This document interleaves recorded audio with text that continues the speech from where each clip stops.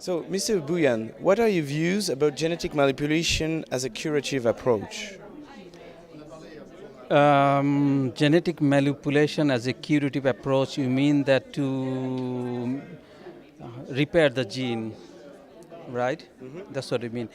I think it is still difficult to repair the gene and put it back there, okay? So I don't think it is coming soon.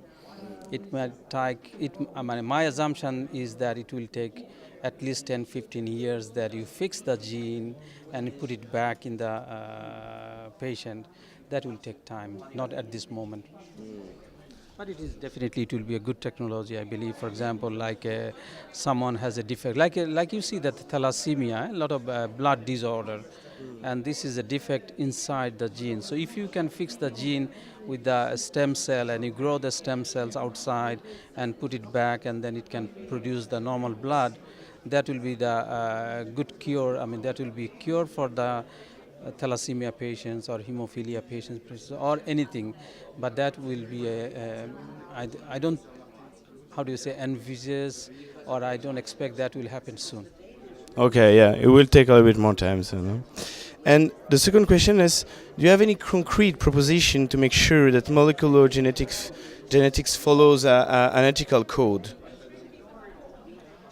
What do you mean by ethical code? I mean, of course, I mean, ethical means we don't do the analysis automatically. We do the analysis because our clinicians, medical doctors, they consult the family, and after that, if the family agrees, then we do the analysis. Otherwise, we don't do it automatically by ourselves. So we follow the law, we follow the code.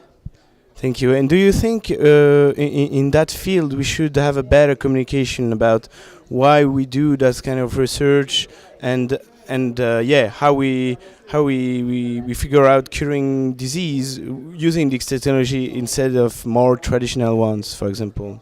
Yes, as I told that, like now in a few days' time, you can do the whole genome sequencing. So it is still a kind of a fashion that you really don't know what to do with these things, with the data, because you will have billions of nucleotides. But in few years' time, you know that which gene can cause which disease. So that's why then your doctor can read or find an idea from your individual gene, and he can possibly give you a treatment which is specific for you, which is called personalized medicine. And genetics is leading us to the personalized medicine. Yeah, as the Asian science, medicine, traditional science in general does. Yeah. Well, traditional medicine is like that. Someone has, as I told you, that you have a heart problem, like a hypertension.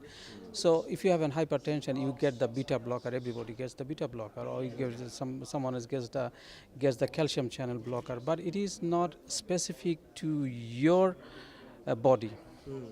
Okay, so your genetic code at some point will determine that which medicine you need, or if you need that medicine, how much you will need that medicine. That depends on your genetic code.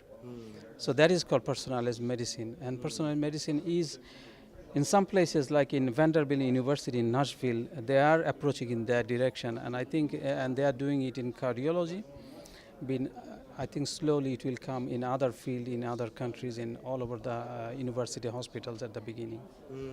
Okay. Thank you, Mr.